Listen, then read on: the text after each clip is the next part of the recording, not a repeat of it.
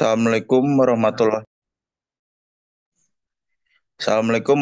wabarakatuh.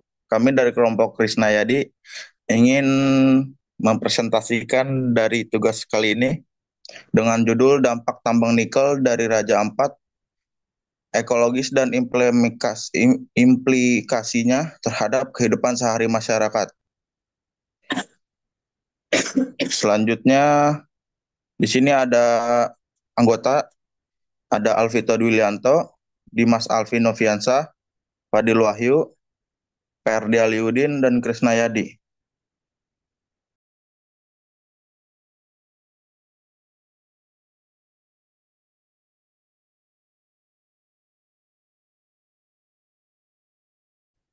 Baik, di sini ada bab satu pendahuluan yang dimana latar belakang yang kami ambil itu Raja Ampat merupakan kawasan konservasi global yang dikenal dengan keanekaragaman hayati laut dan darat yang luar biasa. Wilayah ini menyimpan 75 spesies karang dunia, ribuan jenis ikan, serta hutan tropis dan cadangan mineral seperti nikel dan emas. Eh, Salah satu komoditas yang menjadi sorotan adalah nikel yang yang sangat dibutuhkan dalam industri baterai kendaraan listrik dan perangkat elektronik. Indonesia sebagian produsen nikel utama mengalami lonjakan eksploitasi tambang yang berdampak serius terhadap lingkungan seperti pencemaran tanah dan air, deforestasi, serta konflik sosial. Eh, Seperti Dari tantangan ini, konsep ekologi hadir sebagai solusi dengan menawarkan pendekatan yang meniru sistem alam agar industri menjadi lebih efisien, sekular, dan minim limbah. Penerapan prinsip ini tidak hanya relevan bagi industri tambang, tetapi juga membentuk pola konsumsi dan produksi yang lebih berkelanjutan dan dalam kehidupan masyarakat. Di sini ada rumusan masalah yang dimana yang pertama apa saja dampak lingkungan dan sosial yang ditimbulkan oleh aktivitas pertambangan nikel di Indonesia. Yang kedua, apa saja dampak lingkungan yang serupa dengan permasalahan pertambangan nikel di kehidupan sehari-hari. Yang ketiga, apa saja contoh penerapan ekologi industri dalam kehidupan sehari-hari yang relevan dengan permasalahan lingkungan serupa. Dari rumusan masalah ini didapatkan tujuan yaitu mengidentifikasi dan menganalisis dampak lingkungan serta sosial yang ditimbulkan oleh aktivitas pertambangan nikel di Indonesia. Yang kedua, mengidentifikasi dampak lingkungan yang serupa dengan yang ditimbulkan pertambangan nikel di kehidupan sehari-hari. Yang ketiga, mengkaji konsep dasar ekologi industri dan memberikan contoh penerapan ekologi industri ke dalam kehidupan sehari-hari.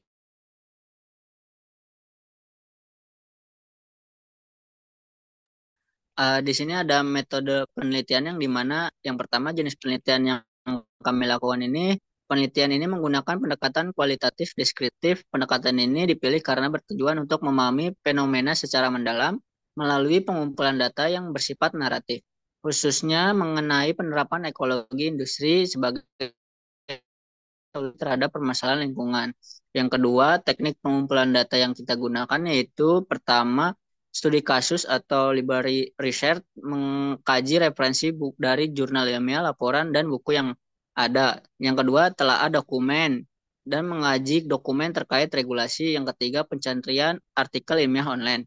Lalu yang ketiga ini ada teknik analisis datanya yang dimana data dianalisis dengan menggunakan teknik analisis isi konten analisis yang bertujuan untuk mengidentifikasi pola penerapan ekologi industri serta mengevaluasi efektivitas dalam konteks pertambangan dan isu lingkungan lainnya.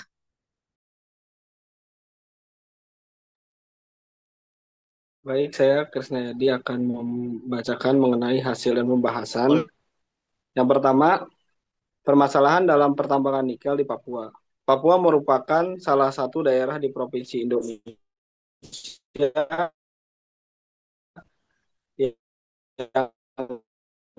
kaya dengan sumber daya alam, termasuk berbagai permasalahan yang serius, baik dari sisi lingkungan, sosial, maupun keberlanjutan sumber daya alam. Berikut adalah permasalahan utama yang dihadapi. Pertama, pencemaran lingkungan.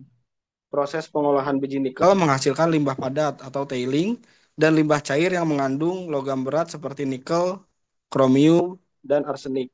Pembuangan limbah ini ke sungai atau lahan terbuka berpotensi untuk mencemari air, tanah, dan air permukaan, serta mengganggu kesehatan masyarakat yang bergantung pada sumber air tersebut.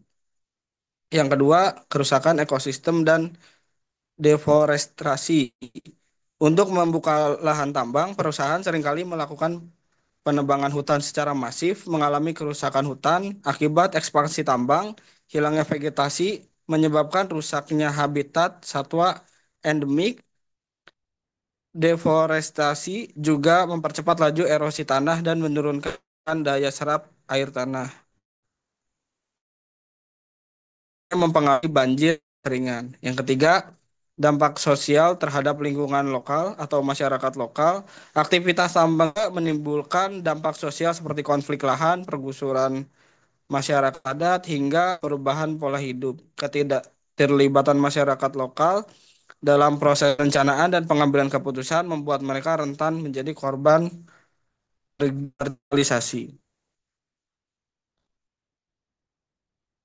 Selanjutnya, permasalahan serupa dalam kehidupan sehari-hari. Permasalahan lingkungan yang dihasilkan oleh aktivitas tambang nikel di Papua sejatinya mencerminkan pola kehidupan masyarakat umum, baik perkotaan maupun pedesaan.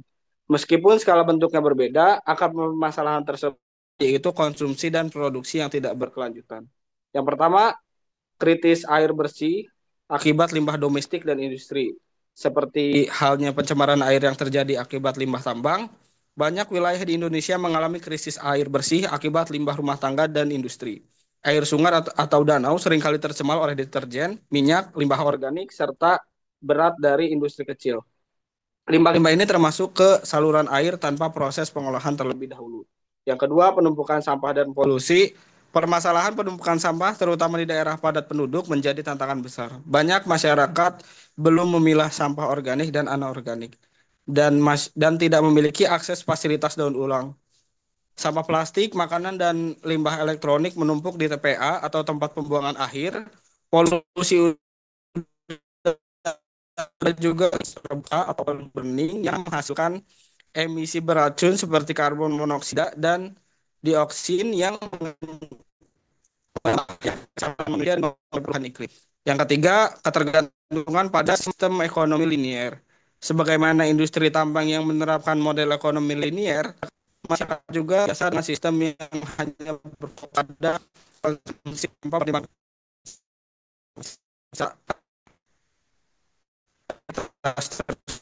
masuk.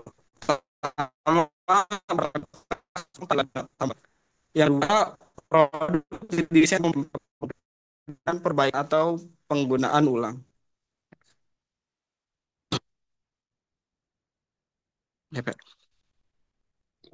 Baik, berikutnya ada analisis keterkaitan dua masalah yang terjadi tersebut. Yang pertama ini persamaan pola produksi dan juga konsumsinya. Pola produksi dan konsumsi yang digunakan umumnya bersifat linear atau bisa dibilang ambil, pakai, buang atau take, make, dan dispose. Nah, berikut adalah tabel perbandingan antara aktivitas tambang nikel dan juga kehidupan sehari-harinya. Eksploitasi nikel tanpa rencana daur ulang itu seperti penggunaan barang sekali pakai seperti plastik, elektronik, dan juga yang lainnya. Yang kedua ada pembuangan limbah tambang langsung ke lingkungan yang menyebabkan pembuangan sampah rumah tangga tanpa pemilihan atau daur ulang. Yang ketiga, tidak adanya integrasi antar industri. Tidak adanya integrasi ini antara sistem rumah tangga, sisa makanan, energi, dan juga air. Yang kedua, ada ketergantungan pada sumber daya alam primer, yang dimana keduanya sama-sama bergantung secara berlebihan pada sumber daya alam primer, tanpa mempertimbangkan keterbatasannya. Dalam kasus tambang ini, berupa eksploitasi cadangan nikel dalam kehidupan sehari-hari, ini bisa berupa yang pertama konsumsi air berlebihan, yang kedua penggunaan energi fosil tanpa efisiensi, dan yang ketiga ketergantungan pada bahan mentah untuk produk konsumen. Yang ketiga ini ada minim inisiatif pemanfaatan kembali. Itu sebabnya rendahnya inisiatif untuk melakukan pemanfaatan kembali atau reuse dan juga daur ulang, recycle terhadap limbah atau sisa produk yang dihasilkan. Berikut ada tabel yang terdiri dari aspek sektor pertambangan nikel dan juga kehidupan sehari-hari terkait pemanfaatan kembali ini. Yang pertama aspeknya itu ada pengelolaan limbah padat. Tiling hanya ditampung dalam kolam dan tidak diolah kembali. Dalam kehidupan sehari-harinya, itu sampah rumah tangga dicampur tanpa pemilahan, organik, plastik, logam, dan yang lainnya. Yang kedua, ada aspek pemanfaatan lintas sektor. Limbah tidak dimanfaatkan untuk bahan bangunan atau industri lain pada sektor pertambangan ini. Pada sektor kehidupan sehari-hari ini tidak ada integrasi sistem pemanfaatan sampah rumah tangga untuk kebutuhan lain seperti kompos, kerajinan, dan juga yang lainnya. Yang ketiga ada aspek teknologi reuse atau recycle, yang dimana dalam pertambangan nikel ini minim teknologi secondary recovery dan waste to resource dalam kehidupan sehari-harinya. Minimnya fasilitas daur ulang lokal seperti bank sampah dan drop box daur ulang.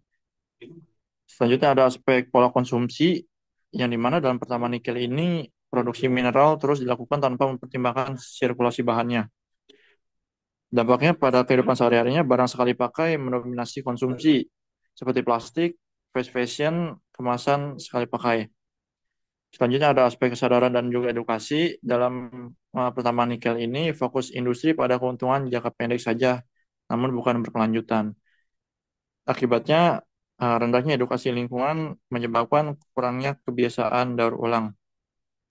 Selanjutnya ada aspek investasi sistem sirkular. Pada pertambangan nikel ini tidak adanya upaya membangun ekosistem industri yang berkelanjutan. Dan dampaknya kurangnya dukungan pemerintah juga untuk sistem daur ulang berbasis masyarakat. Next.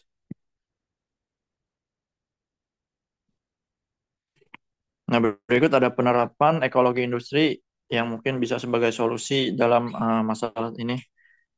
Prinsip utama dari ekologi industri ini meliputi yang pertama simbiosis industri, yaitu integrasi antara pelaku industri agar limbah dari satu proses dimanfaatkan sebagai input proses lain.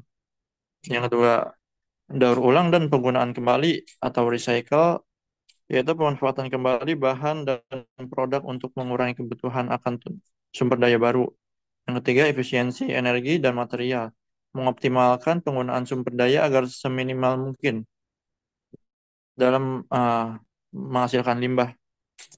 Yang terakhir ada desain untuk keberlanjutan atau desain for environment, yaitu menciptakan produk dan proses yang ramah lingkungan sejak tahap perancangan.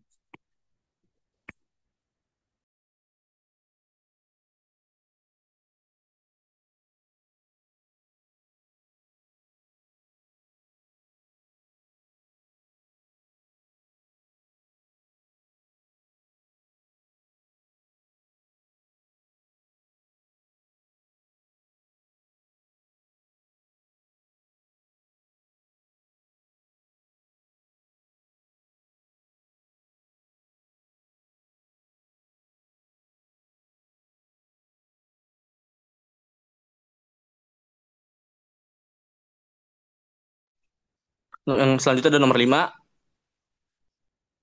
penerapan pada sektor pertambangan nikel. Balik-balik. Implementasi ekologi industri pada industri pertambangan, khususnya tambang nikel di Papua dapat dilakukan melalui tabel berikut. Yakni ada masalah serta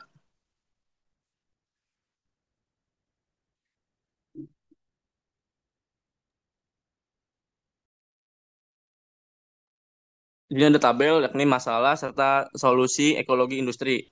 Untuk masalah yang pertama, penumpukan tiling tanpa pemrosesan. Solusinya yakni penerapan teknologi secondary recovery untuk mengekstrak mineral tambahan dari tiling. Yang kedua adalah limbah cair mencemari sungai, sistem pengolahan air limbah, wastewater treatment yang dapat dimanfaatkan kembali untuk proses industri. Selanjutnya tidak ada hubungan antar industri. Solusinya pembangunan kawasan industri berbasis simbiosis di mana limbah tambang dapat dimanfaatkan sebagai bahan bangunan, jalan, maupun keramik oleh industri lain. Selanjutnya ada konsumsi energi tinggi, yakni solusinya penggunaan energi terbaru seperti biomasa atau solar panel di area tambang. Selanjutnya ada kurangnya tanggung jawab lingkungan. Solusinya ini dengan penerapan prinsip EPR, Extended Producer Responsibility, untuk memastikan pemulihan lahan pertambangan dan penanaman kembali vegetasi. Nomor 6, di sini ada penerapan pada kehidupan sehari-hari. Ekologi industri juga sangat relevan diterapkan dalam konteks kehidupan sehari-hari melalui pengelolaan rumah tangga dan komunitas. Di tabelnya ada permasalahan serta solusinya juga. Yang pertama, permasalahannya sampah rumah tangga tercampur. Solusinya yakni dengan edukasi pemilihan sampah di rumah, organik, anorganik maupun B3, dan penyediaan tempat pengumpulan. Lalu ada dominasi barang sekali pakai. Solusinya yakni dengan pengembangan kebiasaan reuse, botol isi ulang, tas belanja kain, dan konsumsi berkelanjutan. Lalu ada minimnya fasilitas daur ulang. Solusinya yaitu pendirian bank sampah di tingkat RT maupun RW, sekolah, dan komunitas. Lalu tidak ada nilai ekonomi dari limbah. Solusinya yaitu mendorong ekonomi sirkular berbasis UMKM, daur ulang, kerajinan dari plastik, kompos dari limbah dapur, serta ekobrik. Lalu di sini ada rendahnya kesadaran lingkungan. Solusinya yakni pendidikan lingkungan melalui kurikulum sekolah, media sosial, maupun kampanye komunitas. Next.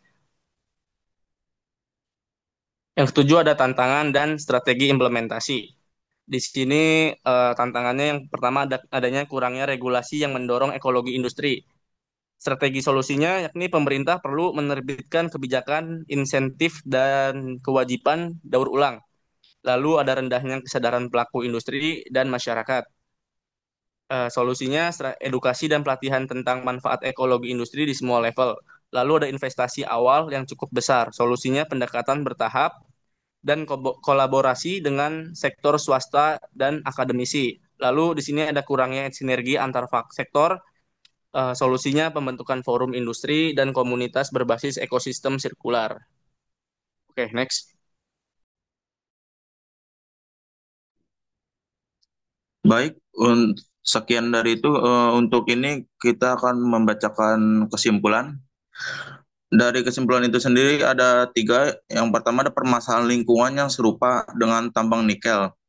Juga ditentukan dalam kehidupan sehari-hari masyarakat umum, terutama dalam hal krisis air bersih akibat limbah domestik, penumpukan sampah, dan rendahnya praktik pemilihan atau daur ulang.